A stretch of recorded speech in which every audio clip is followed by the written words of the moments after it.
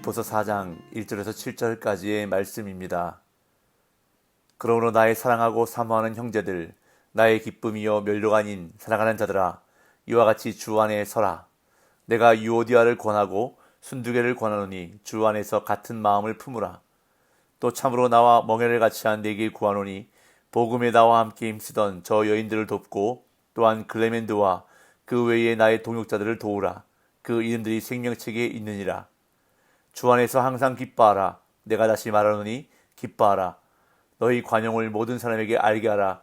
주께서 가까우시니라. 아무것도 염려하지 말고 다만 모든 일에 기도와 간구로 너희 구할 것을 감사함으로 하나님께 아뢰라. 그리하면 모든 지각에 뛰어난 하나님의 평강이 그리스도 예수 안에서 너희 마음과 생각을 지키시리라. 아멘.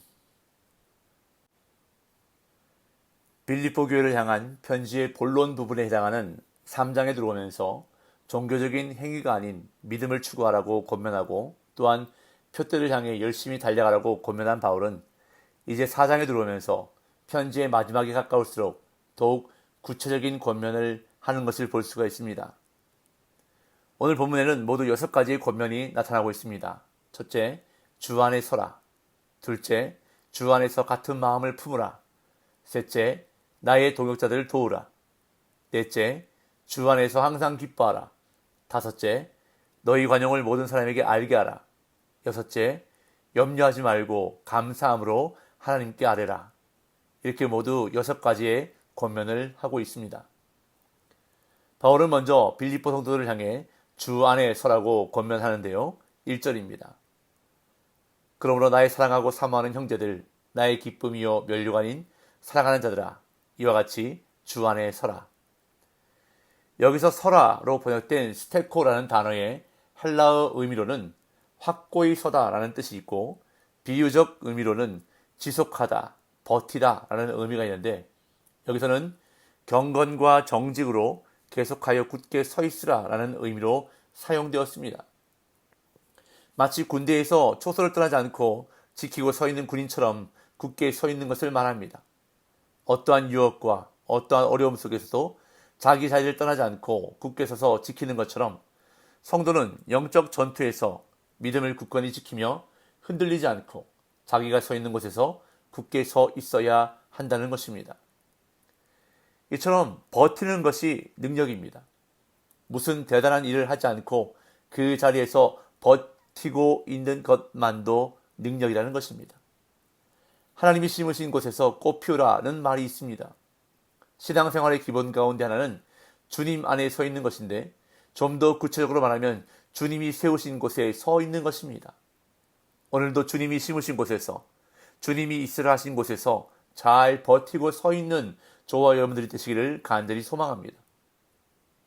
두 번째로 바울은 빌립보 교회 성도들을 향해 주 안에서 같은 마음을 품으라고 권면합니다. 2절 내가 유오디아를 권하고 순두개를 권하노니 주 안에서 같은 마음을 품으라. 바울이 빌립보서를 쓰게 된 이유 가운데 하나는 빌립보 교회의 평신도 지도자인 유오디아와 순두개를 중심으로 교회 안에서 갈등이 있었기 때문입니다.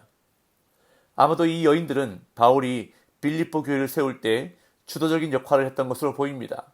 교회의 창립 멤버라 할 수 있고 바울이 편지를 쓸 당시에도 교회에서 상당한 역할을 감당했던 중심 인물로 생각됩니다. 그런데 서로 마음이 맞지 않아 큰 갈등 가운데 있었던 것으로 여겨집니다. 그래서 바울은 두 여성 지도자들을 향해 주 안에서 같은 마음을 품으라고 권면합니다. 교회의 지도자들, 리더들에게 있어서 무엇보다 중요한 것은 같은 마음을 품는 것입니다. 주 안에서 같은 생각, 같은 마음, 같은 뜻을 가지는 것이 무엇보다 중요합니다. 그렇다면 어떻게 같은 마음을 가질 수 있을까요? 주님의 마음을 본받을 때, 주님의 마음을 품을 때 같은 마음을 품을 수 있게 되는 것입니다.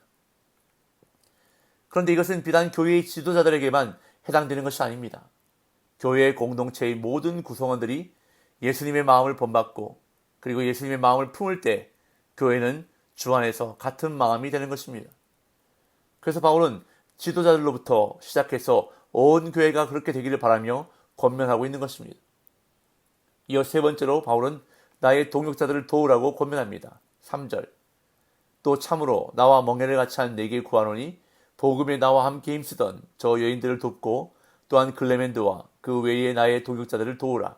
그 이름들이 생명책에 있느니라. 교회 공동체는 서로 돕고 돕는 공동체입니다. 복음을 위한 공동체로 모였기 때문입니다. 복음을 위해서, 하나님 나라를 위해서 서로 돕고 섬겨야 하는 것이 교회 공동체입니다. 3절에서 주목해야 할 표현은 멍에를 같이 한이라는 표현입니다. 멍에란 밭을 갈 때 쟁기 등을 연결하여 소 2마리를 고정시키는 것을 말합니다. 2마리 소가 함께 멍에를 메고 밭을 갈기 위해서는 서로 보조를 정확하게 맞추어야 합니다. 서로 동역한다는 것은 바로 이런 의미입니다. 함께 멍에를 메고 사역하는 것입니다. 그렇기 때문에 함께 사역하는 사람의 걸음걸이에 내 걸음을 맞추어야 합니다. 나만 빨리 간다고 되는 것이 아닙니다. 함께 가야 합니다. 이것이 바로 동역입니다. 주의 일은 이렇게 동역해야 하는 것입니다. 다음 네 번째로 바울은 주 안에서 항상 기뻐하라고 권면합니다. 4절. 주 안에서 항상 기뻐하라. 내가 다시 말하노니 기뻐하라. 기쁨은 빌립보서의 주제입니다. 그래서 빌립보서는 기쁨의 서신이라고도 불립니다. 그런데 항상 기뻐하라고 바울은 말하고 있습니다. 그럼 어떻게 항상 기뻐할 수 있을까요? 바울은 그 비결을 주 안에서라고 말합니다. 항상 기뻐할 수 있는 것은 주 안에 있기 때문입니다. 주 안에 있다는 것은 주님께서 내 삶을 인도하시고 주관하신다는 것을 인정하고 고백하는 삶입니다. 그렇기에 모든 상황 속에서 기뻐할 수 있는 것입니다. 주님께서 하셨음을 믿기 때문에 기뻐할 수 있는 것입니다. 이제 5번째로 바울은 너희 관용을 모든 사람에게 알게 하라고 권면합니다. 5절. 너희 관용을 모든 사람에게 알게 하라. 주께서 가까우시니라. 여기서 관용이란 넓은 마음으로 남을 품는 것, 또한 남의 잘못에 대해 너그러움을 가지고 그들의 결정을 판단하는 데 있어서 인자한 태도를 말합니다.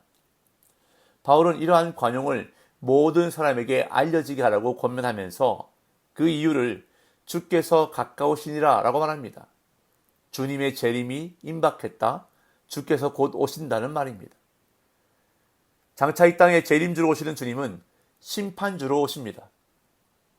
마지막 날에 주께서 내게 심판하실 때 관용으로 나를 심판해 주시기를 원한다면 나도 이 땅에서 관용을 나타내며 살아야 한다는 것입니다. 심판주로 오시는 주님께서 나의 잘못에 대해 너그러움을 가지시기를 원한다면, 주께서 내 결정을 판단하는 데 있어서 인자한 태도를 가지시기를 원한다면 나도 다른 사람의 잘못에 대해 다른 사람의 결정을 판단하는 데 있어 관용을 베풀어야 한다는 것입니다. 그렇기 때문에 바울은 너희 관용을 모든 사람에게 알게 하라. 주께서 가까우시니라 라고 권면하고 있는 것입니다. 그런 다음 마지막 6번째로 염려하지 말고 감사함으로 하나님께 아뢰라고 권면합니다. 6절, 7절. 아무것도 염려하지 말고 다만 모든 일에 기도와 간구로 너희 구할 것을 감사함으로 하나님께 아뢰라. 그리하면 모든 지각에 뛰어난 하나님의 평강이 그리스도 예수 안에서 너희 마음과 생각을 지키시리라.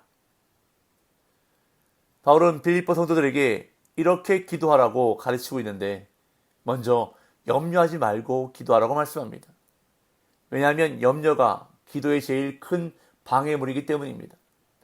여기서 말씀하고 있는 염려의 문자적 의미는 마음이 나뉘다 라는 의미를 갖고 있습니다. 즉 다시 말해서 두 가지 마음을 동시에 갖고 있는 것을 말하고 있는 것입니다.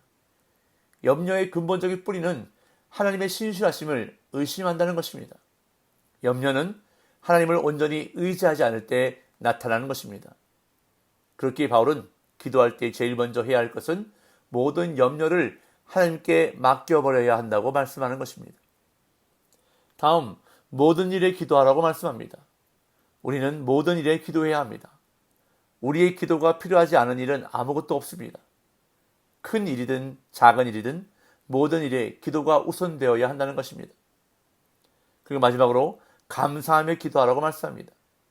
기도에 있어서 제일 중요한 요소는 바로 감사입니다.